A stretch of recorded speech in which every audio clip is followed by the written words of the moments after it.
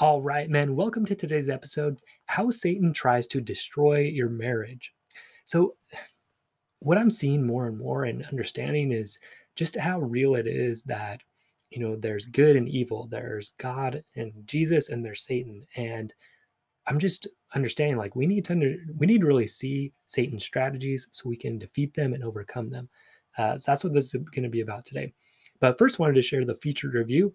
This is by Albrejo. It says, "Great insight. This is a great podcast for all men and probably their wives too. This definitely provides valuable tools to improve relationships and communication." Awesome. Glad you find it useful, guys. Take a minute, go into the podcast app, write a review so we can grow this message, help other men, other marriages throughout the world. Share the episode with a friend, okay? All right, so let's look at what some of Satan's tactics really are. Okay, Satan, he wants marriages to fail, but why? Okay, when marriages fail, it takes away some stability for kids. It really wrecks confidence in men and women. Going through the divorce, it's a hard thing. Not that you can't recover, not that divorce isn't all always, like, it can be the right option in some cases, but just in general, it's a tough thing to go through. So, Satan, he uses some predictable patterns to try to break up marriages. The more we see them, the more we can recognize them and combat them instead of pretending that they're not there, or trying to minimize them or whatever. So here's what they are. Some of the big ones. There's more, but we're going to talk about these ones today. So one of the big ones, dishonesty. And we'll see kind of in a couple of ways how that happens. Codependency, pride, distraction, and sex. Okay, and we're going to talk about how he uses all those or morphs them into a way that's a problem. So dishonesty. One of the big ways that Satan tries to get us to be dishonest is by hiding the negative things that we've done. So one of the big ones is affairs, right? Or if it's not all the way to an affair, maybe flirting or having an emotional affair with somebody, going to pornography. Okay, so those are all sexual things where you might hide, things that you've done that are a problem. Now, another one might be, spending money and not telling your spouse about it, or making investments, not telling your spouse about it, hiding money in different places. Okay, these are all, hiding these negative things, and it erodes the trust that's necessary to build a solid foundation for marriage. If you're not solid in who you are, if you're hiding these negative things, they're going to come out at some point, and you just don't feel good about it. John Gottman, one of the big marriage researchers, he says the most attractive quality to women is trustworthiness. Okay, so if you don't have that, you're losing credibility. You also carry around these negative feelings. Okay, you feel guilt because you're hiding these negative things. You feel uneasy. You also get defensive easily. Your wife's like, "Oh, it seems like you're on the computer a lot." You're like, "Oh, what? No, I'm just working," right? Or like your husband's like, "Hey, what did you do with all that money?" And you're like, "Oh, I needed it for this." So, but you spent money on this. So, right, that's what happens. You get defensive, you start blaming. Okay, so it all stems though from dishonesty, Satan's tactic to have you hide these negative things. So another place dishonesty comes out that's a little more subtle, and sometimes, Satan can trick us. He can make us think, "Oh, like I shouldn't be honest about these things." But what it is pretending to be okay with things that you're not actually okay with. Okay, that actually is dishonest. It's actually a lie. So that might come in the form of doing more than your fair share, whether that's with money or with work or with kids or cleaning around the house or whatever. You're doing more than your fair share, and you're not telling anybody you feel like you're doing more than your fair share. Okay, maybe someone's having irresponsible behavior. Maybe they're spending too much. Maybe they're investing too much. Maybe they are on their computer watching pornography, and you're not okay with that, but you don't bring it up. Okay, that's a problem. That's being dishonest. Okay, with sex, maybe there's not enough, but you're not being clear on how important it is with you. Or maybe there's too much and you don't like the way that it's being approached, but you're just kind of giving in because you feel like, well, if women sometimes feel like, "Oh, I better do this or else it'll turn to pornography or I'll go to somebody else." That's not a good way to do it. But again, this is Satan tricking us. Okay, he's trying to make us be dishonest, to not share things that are not working for us. What's the feeling that comes with this? It's resentment. Okay, so if you feel resentful in your marriage, you can be certain that you are, to some extent, pretending to be okay with things that you are not okay with. In a sense, you're being dishonest. You're not bringing up what needs to be brought up. And that's a problem, and it's one of Satan's tricks. So notice it, see it, okay? Call it what it is. So the solution is having the courage to be vulnerable, to expose yourself, to show the negative side of you if you're hiding something negative, or to show that you're not okay with something that your spouse is doing.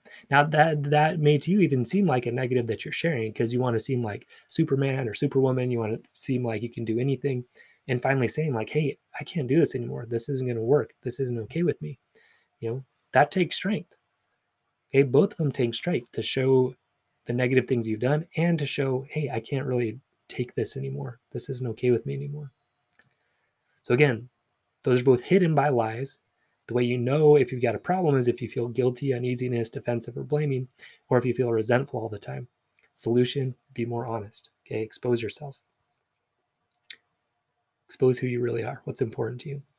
All right, so codependency. What is codependency? We hear that word thrown around a lot. So definition, excessive emotional or psychological reliance on a partner. Okay, too much reliance, emotional, psychological, we could say sexual, physical, mental, okay? Any of those things if you're too dependent on your partner, okay? So to me, a big place this comes up is using your wife to validate your sense of self. David Schnarch would call this other validated intimacy.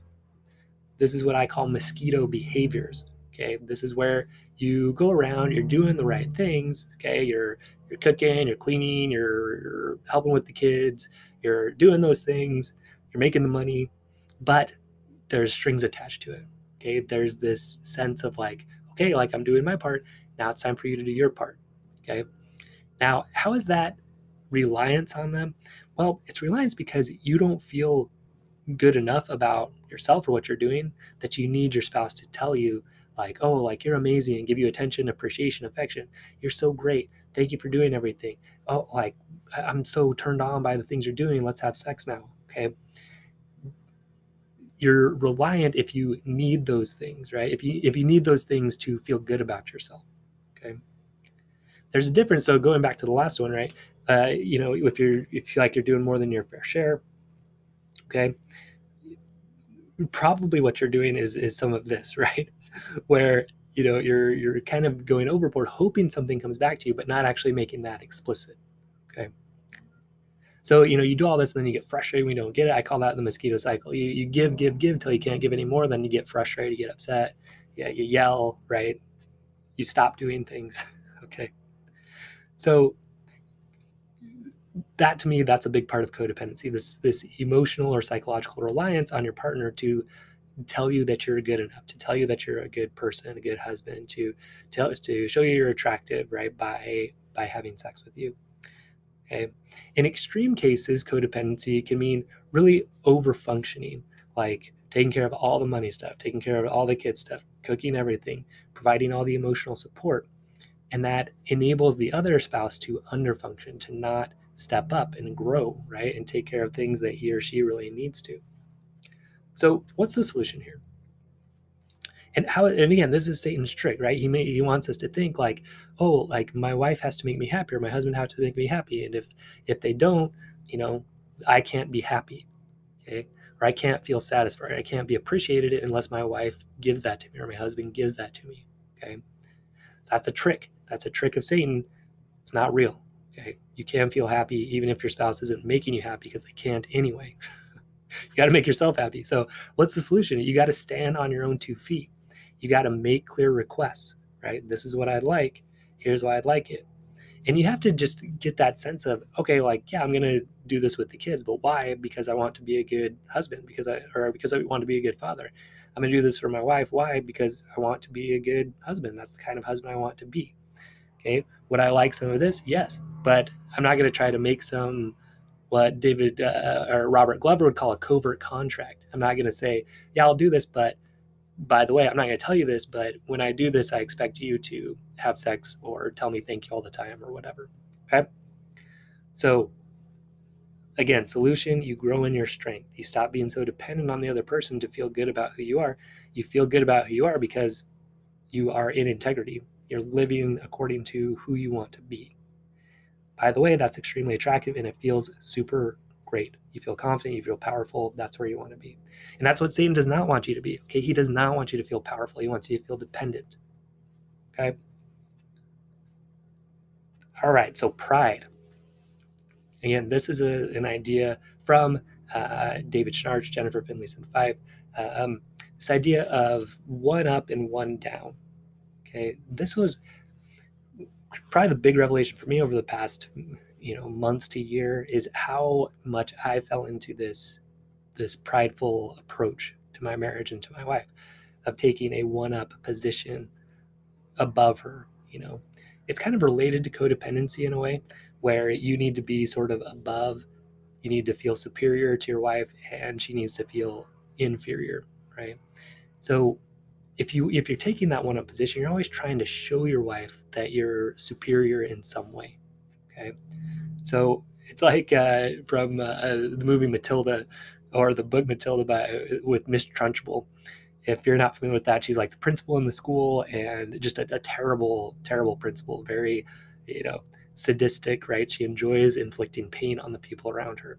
So she says to Matilda, she says, "I'm smart and you're dumb. I'm right and you're wrong. I'm big and you're small, and there's nothing you can do about it." Okay? So that's the one-up approach. It's like, I'm superior here. I'm right, you're wrong. I'm big, you're small. I'm smart, you're dumb. Okay? And that comes across, even if you try to say, "Oh, I'm just joking," or, "Oh, like I didn't really mean it." Okay, you did mean it.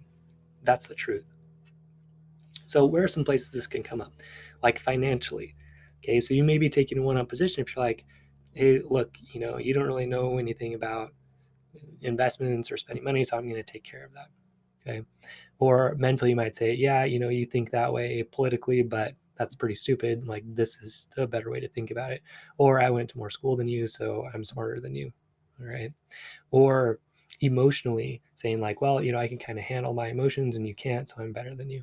Or spiritually saying, "The way I believe, it's better than what you believe. The way you're believing, it's not right." Okay. Sexually, right? Saying, "Well, I'm okay with sex and you're not, so I'm above." Guys, I'm listing these off really easily because I've done all these to my wife and it is horrible, right? What I'm realizing is how bad that really is. And it's satanic, right? It's me. uh, like if you're a member of the Church of Jesus Christ of Latter-day Saints, uh, or even if you're just kind of Christian in general, you may believe that one of Satan's big goals was to sort of take God's place, right? To be up above God.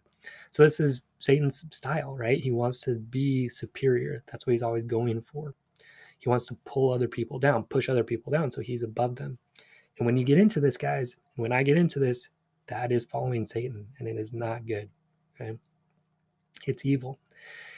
Some of the guys that I work with, one of the ways they do this is like if their wife is pulling away, they will start to make sort of financial threats, like, "Oh, you think you can survive on your own without this income? Well, go try it."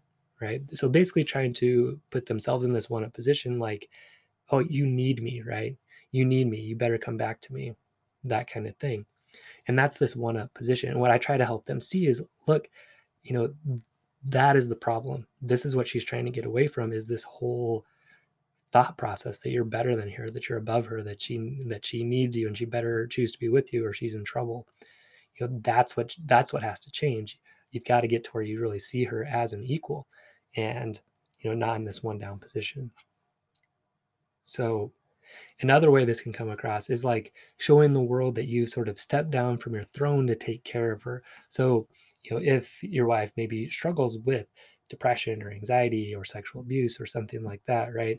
And you're like, "Oh, look, wonderful me. Look at me taking care of my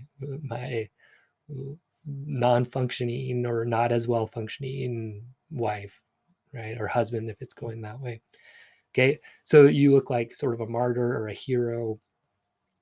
It's not good, guys. This is all part of Satan's same trick.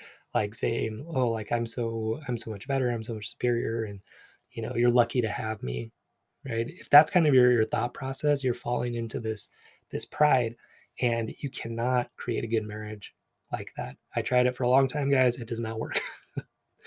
So, um, like another quote here, this is from Pride and Prejudice, but the mom goes, "You don't know what I suffer." That's like what this one's like. It's like, you don't know what I suffer. Look how hard, look what I'm going through in this marriage because of my, because of my spouse, but I'm still here. Look how wonderful I am. Okay, that's the approach. That's the prideful approach. So the other side of this, right, is a one down position. And so for this to work in a marriage, one person sort of, or work meaning like stay this way for a long time, one person needs to sort of feel comfortable being in that one up position, and one person needs to feel kind of comfortable being in that one down position of thinking, yeah, you're right, I am lucky to have you, I can't do it on my own, I do need help. And so this person that's one up just continues to stay there, needs to be needed is another way to say that. The other person stays needy, and it sort of works, but it doesn't work to create real intimacy, a real connection. It doesn't work to create a happy marriage that you want to be in, that you want to last forever. It doesn't do any of that. So what's the solution instead? Okay, you need to view each other as equals. If you're in that one up position a lot, you got to pull yourself down. You got to realize, wow, what I'm doing is evil. It's satanic. It's sadistic. I can't be doing that anymore if I want to feel good about who I am and have a good marriage. Okay, you really got to see that clearly. If you tend to go more to that one down position, you have to start saying, no, wait a second, like I have value. Like my opinions matter. Like I'm important in this marriage. You start speaking up for yourself a little bit more, letting people know, what you're okay with, what you're not, right? So equality, that's the fixer there for pride. Seeing each other, the Book of Mormon talks about, look at your brother and like unto yourselves in Jacob, right? See people as your equals. And more than anywhere else, right there in the marriage, love your neighbor as yourself, equally to yourself. Okay, so another one's distraction. Okay, a lot of people will say, oh, I just don't have time for marriage. We just don't have time to talk. We just don't have time to go on date night. Things are so busy, right? Um, so people will complain, oh, my spouse, they're always on their phone, or they're playing video games, or they're watching their TV shows, they're watching The Bachelor instead of, just spending time with me. They're working all the time instead of spending time with me, right? So here's the thing. I'm not going to spend a lot of time on this one because we all have the same amount of time. This particular excuse really bugs me. I don't like this one, but it's a tool Satan uses, right, to kind of distract us, pull us off course. Okay, but when people say I'm too busy, I can't do it, I just don't listen to that. I don't believe it. What I have to help people see is, look, the problem is not you don't have enough time. The problem is you're using your time in a way that's not very disciplined. It's not very useful, and most of us aren't super disciplined about how we use and schedule our time. So we can be really busy, but without being productive, without accomplishing what we really want to accomplish. So yeah, oh, and I was so busy today. Oh, how many levels did you get done on Candy Crush? Oh, like 400. Well, I guess you weren't that busy, right? Or yeah, I didn't really spend time with my kids today. Oh, well, how much time did you spend, on the video game or looking up cars you wanted online, right? So we can stay busy without actually being productive. So what's the solution? You decide your priorities. Okay. This is what's most important. My family is most important to me. Great. Now prove it. Put that in your schedule. Say, okay, how am I going to prove that? I'm going to make sure I get my date night with my wife. I'm going to make sure I spend time with my kids each day. And then you just do it. Okay. You execute on that schedule. Now, what's hard about that, right, is, things will come up. You'll, kind of feel afraid to do it. You won't plan for it, whatever. But it's really just doing it. Okay. All right. So the last one we're going to talk about is sex. This is one of the biggest areas where Satan attacks marriages for sure. So people have conflicts about how often they're having sex or the quality of it, or pornography will come in, right, and really distract from creating a good sexual relationship. Another big problem is men, I think in particular, feeling entitled to it. What I see a lot with guys I work with, and even as I looked at myself, was you come into a marriage, if you were, if you didn't have sex before marriage, right, you're kind of like, oh, I saved myself and now finally I get to have sex, right? So you feel like, I saved myself and now it's your job, wife, to take care of that for me, right? So that I can have sex when I want, because I went so long not having sex when I wanted to. Now finally I should get to. And that creates this really bad dynamic where it's not really about intimacy. It's not really about connection. It's like, I have this desire and now finally I get to, you know, have it taken care of. So yeah, it's just leads to a lot of problems. It's not attractive to approach it that way. Your wife doesn't want to be just like, you know, a toy for you to masturbate with. Okay. Um, so another thing that guys will do, they'll feel resentful when it's not there. Women too, right? If it's less than you would like, you start getting resentful. You're like, man, I'd like more of it. I'm not getting it here. It's frustrating. So on the other side of that, right, is withholding or not exploring sexuality, right? So, saying, well, you want it, I'm not going to give it to you, okay, because you're not doing the things that I want. Or just kind of shutting that down altogether, saying, well, I'm just not a sexual person. That's just not that important to me. Okay, that's wrong too. That's not a good way to approach marriage. Like, what makes a marriage different than another relationship really is sex. You can be best friends with lots of people. You can have a good friendship, but you have sex with your spouse, right? That's why affairs are so damaging, right? Because you've broken that promise. So, if you're just saying, oh, it's not important to me or whatever, that's not really fair to, someone who got married thinking sex was going to be a part of it and wanting sex to be an important part of it. So, what all of this to me is a lack of integration with sexuality, of understanding like, hey, sex, that's a part of who I am. And then how do I want to use it? I want to use it to connect with my spouse, right? So if we're not clear on that, if we don't have it integrated into who we are, we're just saying, oh, that's bad, I don't want to explore it. Or, don't think about it, don't think about it. And then finally you give in to like pornography. Okay, that's not understanding that sex is part of us. It's trying to like shut it down.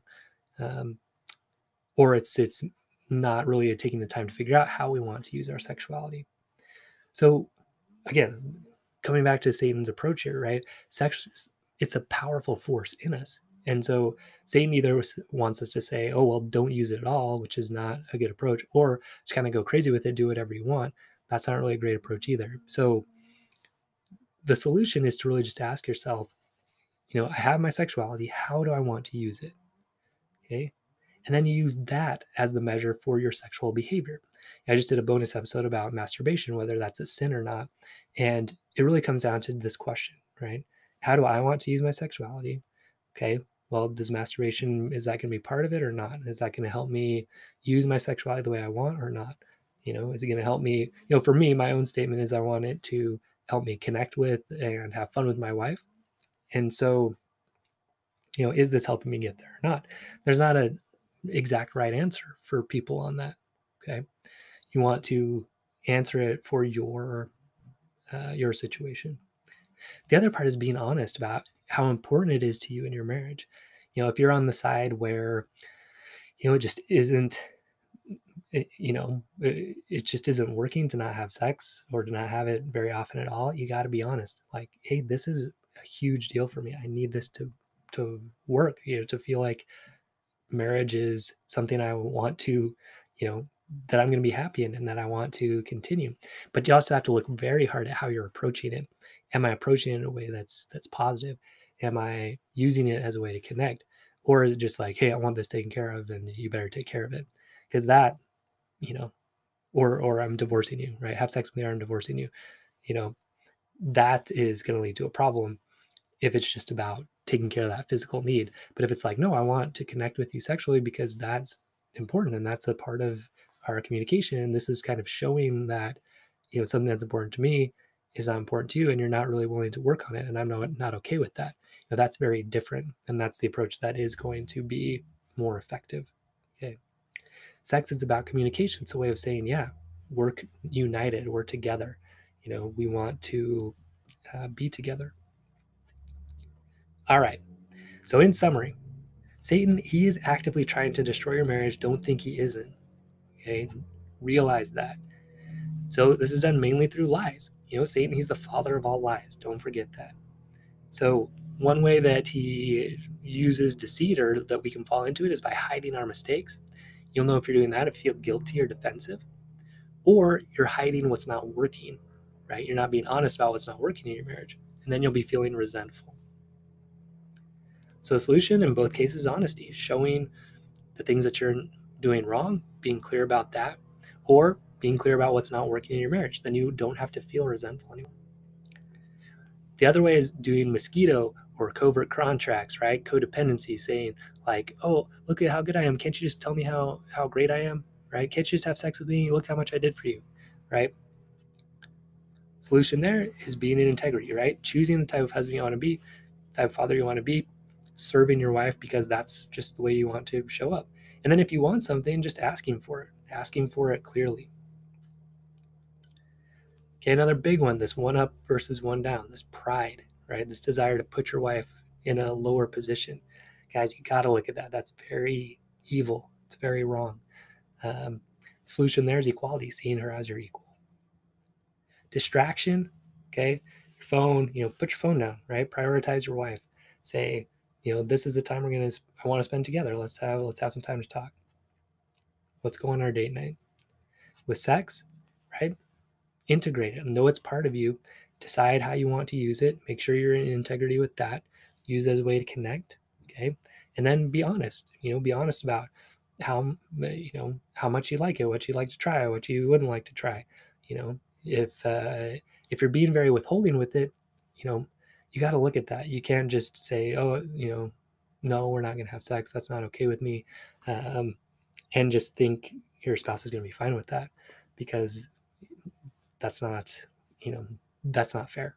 So you got to find things that work for both of you. Sometimes it can be a little bit tricky. Sometimes you need a coach or a counselor to help you get through it. Okay. So